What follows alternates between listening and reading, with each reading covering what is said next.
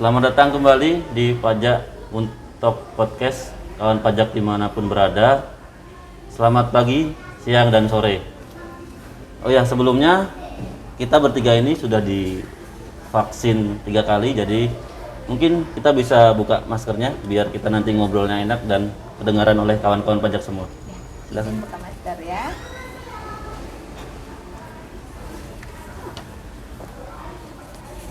Di topik kali ini kita masih membahas seputaran SPT tahunan.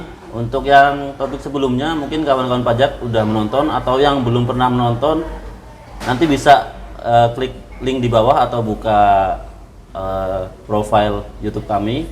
Jadi intinya topik kali ini masih seputaran tentang SPT tahunan. Kalau yang sebelumnya kita membahas tentang SPT tahunan orang pribadi, pegawai atau karyawan atau PNS, kali ini kita akan membahas SPT tahunan orang pribadi yang usahawan atau pekerjaan bebas. Nah, di samping saya ini ada narasumber dari KPP Pratama Bangka. Ada yang pertama ada Pak atau Kak, ya, boleh juga Mas. Siapa? Perkenalkan diri silakan. Oke, perkenalkan, nama saya Kusuma Diputra. Di sini saya sebagai asisten penyuluh pajak terampil dari KPP Pratama Bangka. Yang satu lagi ada ibu-ibu. Oke, perkenalkan, lebih enak dipanggil Mbak aja kali Boleh. ya, biar lebih rileks Biar ya. kita, ya. Iya, oke, perkenalkan saya Dewi Puspitasari. Saya penyuluh pajak ahli muda KPP Pratama Bangka. Oke. Ya. Kita langsung mulai aja ya, bincang-bincang Boleh. santai aja seputaran SPT tahunan orang pribadi yang usahawan. Jadi sebenarnya SPT tahunan itu untuk apa sih kita? Kemudian untuk apa kita melaporkan SPT tahunan?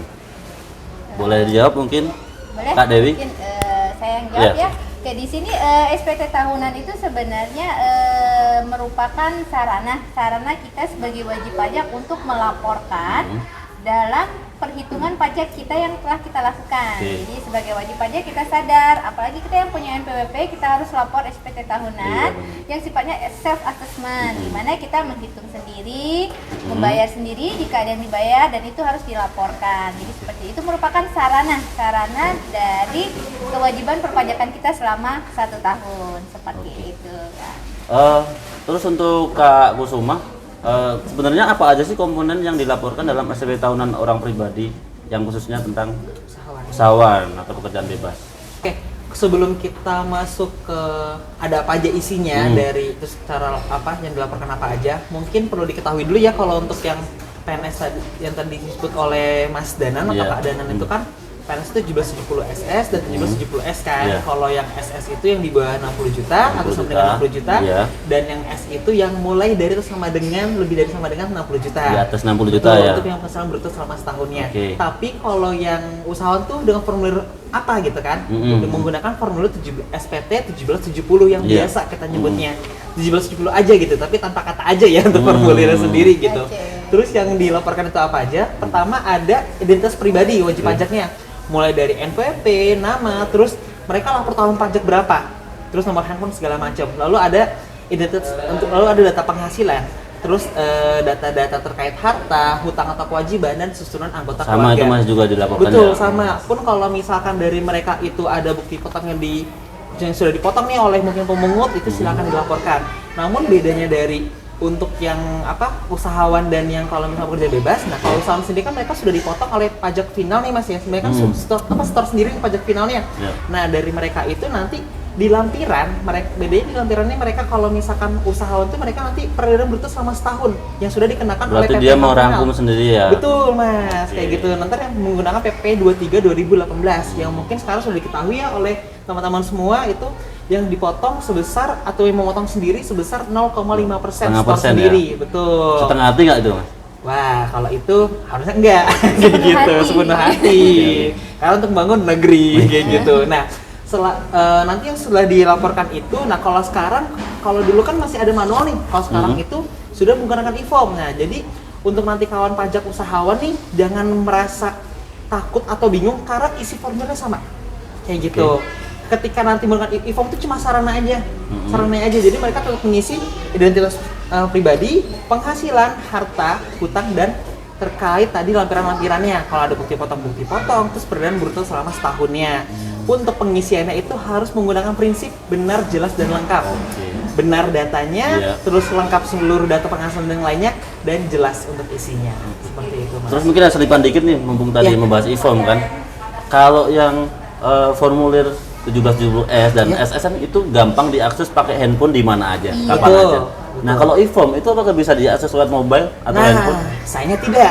Wah, Kayak gitu. oh gitu. Jadi mau gimana tidak itu mau- maksud? Jadi mau tidak mau harus menggunakan gawai mungkin berupa laptop, PC atau komputer. Oh, Kalau gitu. misalkan mungkin merasa kesulitan nih, Hmm. Pak, gimana bisa nanti ke kantor misalnya nanti kita pandu. Ingat, Oke. kita memandu, Iya. bukan melaporkan. Kalau melaporkan itu salah. Kita Iya. memandu karena kalau kita hanya melaporkan atau bahasanya kita melaporkan SPT mereka ya, Hmm. kapan wajib pajak mau bisa kayak gitu, Mas. Dibantu jadi Betul. begitu ya, Iya, Kak kita Kusuma mengajarkan. ya. Oh, Kak. gitu. Cara lapornya gini Mas, yang perlu diisi ini ntar disiapkan ini. Kalau misal ada orang tua nggak bisa menulis, kita mencoba membantu menulis di formulir itu gimana solusinya kira-kira? Tadi kuncinya kita membantu. Ah, jadi kita membantu. Jadi kita arahkan saja. Kalau memang tidak bisa menulis, mungkin kita bisa bantu menulis dengan persetujuan. Oh, tetap ditanyakan Tetap dulu ya. ditanyakan Oh, dulu iya. seperti itu. Karena memang tadi kan sifatnya harus wajib pajak sendiri. Iya, Kita di iya, sini iya. fungsinya membantu. Jangan Memandu sampai juga tadi ya. iya kata Kak Kusuma tadi jangan sampai kita melaporkan seperti Iya. itu. Gitu, Kak.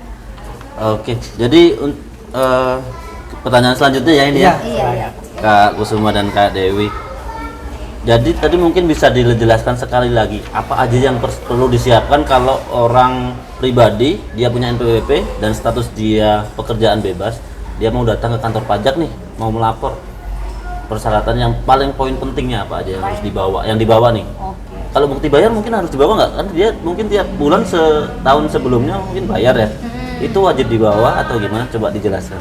Oke. Apa aja Di yang paling sini kita fokus ke tadi usahawan, Usahawan ya. atau pekerjaan bebas Mungkin ya. Kalau yang ini tadi yang 1770S Mm-mm. sama SS untuk karyawan tadi bukti potong. Bukti potong Nah, dari jika yang pekerja. usahawan tadi kita membawa rincian atau catatan sederhana kita itu selama 1 tahun pajak. Seperti itu. Jadi biasanya kita harus mencatatkan dari bulan Januari sampai Desember. Nah, di mana di rincian tersebut nanti jika memang wajib pajak masih menyimpan, bukti potongnya boleh dibawa. Kalaupun tidak dibawa, nanti kita bisa cek data kita apakah ada pembayarannya atau tidak, gitu. seperti itu. Tapi sebaiknya dibawa, takutnya kadang ada terjadi selisih, mungkin belum Iya, sinkron di sistem, jadi lebih enak seperti itu. Jadi 2 hal yang harus dibawa. Oke. Pertama, membawa rincian peredaran usaha selama 1 tahun, dilampiri dengan bukti bayarnya. bukti bayarnya? Seperti itu. Apabila rincian itu belum dibuat atau dia nggak bisa membuat, apakah dari pihak kantor pajaknya menyediakan form khusus atau gimana? Itu. Nanti kita bisa bantu. Nah, Iya. memang nanti kita isikan seperti kata Kak Kusuma tadi, kita nanti mengarahkan sekarang untuk online. Jadi Oke. dia hanya mencatat catatan sederhana Oh, dia oke. saja. Iya, iya. Nanti kita bantu mengisikan, kita bantu menginput di aplikasi e-form seperti Kak Kusuma. Tapi jika memang WP tersebut mau tetap melaporkan manual, nanti kita bantu. Memang ada form khususnya tadi. Oke. Itu termasuk di lampiran SPT tahunan 170 untuk usahawan. Seperti itu keadaannya. Terus ini nih mungkin yang tahun ini ya lagi hangat-hangatnya mungkin dari beberapa kawan pajak ada yang mungkin udah mendengar atau baru sekedar kabar-kabar burung atau gimana. Kita mau saya dan mungkin saya mewakili dari kawan Konfirmasi pajak gitu mau ya. mengkonfirmasi nih kepada dan ini penyuluh ya. Iya. Penyuluh kan mungkin bisa disebut UU pajak yang berjalan bisa Iya, gitu iya. nggak? Undang-undangnya berarti udah di luar kepala ya, dari otak iya nggak? Iya, luar Boleh? kepala di buku. Oh, oke. Iya. Yang masalah UU HPP itu kan katanya untuk usahawan atau pekerjaan bebas yang omsetnya belum sampai 500 juta katanya nggak bayar ya atau gimana dulu? Coba dijelaskan bisa Mas Kusuma dan Mbak Dewi. Boleh, mungkin Kak Kusuma Boleh tambahkan boleh. boleh nanti Oke. menambahkan ya. Nah. Jadi memang di aturan terbaru Undang-Undang HPP kita itu mengatur relaksasi untuk UMKM. Mungkin di sini tujuannya supaya UMKM-nya berkembang. Jadi pemerintah memberikan relaksasi kepada teman-teman UMKM untuk omset yang di bawah 500 juta itu tidak dikenai PPh atas usahanya. Tidak dikenai PPh ya. Iya, Berarti tidak tidak dikenai perlu PPh. buat kode billing lagi Iya, ya. tidak perlu buat kode billing lagi. Oke. Kalau dulu kan berapapun omsetnya itu harus dipotong 0,5% seperti kata setengah Kak persen Kusuma tadi ya. Jadi kan terkadang aduh omsetnya cuma berapa dipotong 0,5 seperti itu. Nah, sekarang pemerintah supaya UMKM-nya meningkat seperti tujuannya. Jadi untuk yang di bawah 500 juta dalam tahun berjalan. Dalam tahun Ingat, berjalan dalam berarti? tahun berjalan. Nah. Kalau dulu aturannya dalam 1 tahun sebelumnya. Oke. Seperti itu. Harus diingat seperti itu. Berarti kalau dalam 1 tahun berjalan nanti bisa juga dia Kena pajak. Iya. Iya, kena pajak karena ini Betul. kena Jadi pajak ketika- karena dia bisa lebih dari 500 juga Betul. kan. Nggak Iya. tahu kan nanti kedepannya bakalan berapa. untuk Berharapnya sih di omsetnya. atas 500 juta ya Karena Kak. biar ada pajak masuk. Bukan, biar usahanya meningkat. Oh iya, bener Seperti juga. nanti kita usaha meningkat, kita gotong royong. Bener. Karena Seperti kalau prinsip kan, kata UMKM-nya meningkat kan Bapak kita. berarti programnya berhasil ya Kak ya, Iya, kayak gitu. Karena memang dari program ini kan tujuannya itu membangun negeri, kayak gitu, membangun negeri dengan sepenuh hati. Gitu. Jadi nanti dan kalau yang sebagai tambahan untuk yang dikenakannya itu ketika misalnya di bulan Mei 500 juta ya Mas Oke, ya. oke. Bulan Juninya itu sudah menjadi 600. Nah, yang dikenakan itu nanti selisih lebihnya. Lebih dari di atas 500-nya ya. Betul, Iya, kayak gitu. Berarti seperti nanti itu. mungkin yang di sejak mulai bulan Juninya sampai dengan di akhir tahun berjalan. Oh, gitu. Kayak gitu. Jadi Paling perlu bagusnya diingatnya kata kuncinya tahun berjalan. Berbeda dengan yang PP23 kemarin. Iya. Iya. Kalau PP23 kemarin Berdasarkan diskon tahun lalunya. Tahun lalu Kayak gitu. itu aja yang diingat Oke. seperti itu. Sangat jelas ya kawan pajak ya penjelasan dari dua narasumber kita. Oh ya mungkin kalau seperti ini kasusnya mungkin saya menyampaikan aja mungkin karena sebelumnya ada mungkin temen atau tetangga saya menanyakan apabila dia baru tahu nih HPP yang batasan omset 500 juta baru tahu di bulan ini atau mungkin bulan 2 dan di bulan 1 bulan 2 dia udah terlanjur membayar 0,5% kayak tahun sebelumnya. Nah itu gimana nih Kak Kusuma atau Kak Dewi? Nah, untuk yang seperti itu tenang saja. Kan tadi kita sudah men-state di depan bahwa itu tahun berjalan. Nah, nanti itu disimpan, bukti pembayarannya disimpan. Nanti Oke. jika memang ada kewajiban perpajakan yang timbul, Oke. itu nanti bisa dipindah bukukan Kak Dana. Oh di pindah bukuan Iya. PBK ya? Iya, di Betul, PBK istilahnya di kita. Seperti itu kan Kak Kusuma Oh, ya. Jadi gitu. nggak usah takut, nggak usah ini khawatir Iya, gitu. nggak bakal kan. hilang ya duit pajak Nggak investor akan ya? hilang. Oh, gitu. Seperti itu. Kan tadi balik lagi prinsipnya gotong royong, Gotong royong. seperti itu. Siap. Mungkin perlu diingat juga Mhm. Kak Danan, kalau kita melaporkan SPT tahunan, ingat ada jangka waktunya seperti itu. Jangan sampai nanti kita sudah tidak bayar pajak tapi bayar denda pajak. Iya, itu. Kan gimana ya rasanya seperti itu ya Kak Kusuma, mungkin Kak Betul. Kusuma akan menjelaskan Apalagi kalau misalkan udah batasan-batasannya. dibayar tahun sebelumnya, Iya. terus cuma lapor doang alias nihil ya kan nggak dibayar Iya, lagi, iya, ternyata seperti terlambat itu. kayak Iya. gitu. Mungkin Kak Kusuma bisa menjelaskan berapa ininya dendanya. denda-dendanya, jangka waktunya Untuk seperti jangka itu. waktunya sendiri sebenarnya kalau untuk SPT kan ada dua nih Kak ya, ada Iya. yang pribadi sama badan. Iya. Kalau untuk pribadi itu paling lambat 31 Maret atau di akhir Maret nih. Berarti Wah. bulan ini terakhir ya? Betul. Jadi kira-kira berapa hari lagi nih Kak Kusuma? Kurang lebih Satu ya 2 minggu. minggu lah, Dua minggu. paling maksimal ya, 2 Iya. minggu atau semingguan. Kalau untuk badan itu masih sampai di 30 April atau di akhir bulan April sendiri. Oke. Nah, untuk nanti kalau tidak atau terlambat lapor, karena bilangnya terlambat dan atau tidak lapor, Dan Mas. atau ya. Iya, jadi nggak boleh juga terlambat kayak gitu. Meskipun bilang, "Pak, saya udah lapor." Tapi Bapak terlambat apa enggak? Nah, kayak gitu. Untuk yang pribadi, SPT tahunan itu kalau terlambat dan atau tidak lapor, itu nanti akan dikenakan denda sebesar 100.000. 100.000 rupiah ya? Iya, per SPT-nya. Per SPT. Ya, jadi bukan misalnya terakumulasi, enggak ya. Karena kalau misalkan terlambatnya baru lapor misalnya 2 tahun, tetap denda 100.000 kayak Oke. gitu, bukan terakumulasi. Kalau untuk yang SPT tahunan badan itu nanti dendanya sebesar 1 juta rupiah. 1 juta. Kayak gitu. Besar kan ya berarti ya, lumayan banget kan? Ya, Lumayan. Iya, sayang. betul. benar. Daripada kan cuma lapor kan sebenarnya. betul. Lapor pun juga mudah ya, tinggal datang ke kantor pajak. Istilahnya kawan-kawan penyuluh juga siap dengan sepenuh hati membantu, membantunya. membantu dan Iya. memandu ya. Iya. Iya. Jadi kita harus lapor SPT tahunan. Ada tidak ada yang dibayar, kita harus lapor. Harus lapor. Seperti itu Kak Dana. Karena kewajiban utama sih bukan bayar ya Kak ya, Iya. tapi lapor pajaknya. Itulah kewajiban utama dari ber-NPWP. Iya. Lapor dulu kayak gitu. Berarti di aturan UU HPP tadi terbaru nggak ada perubahan jangka waktu pelaporan ya? Tidak ada. Berarti khususnya di bagian apa tadi Kak?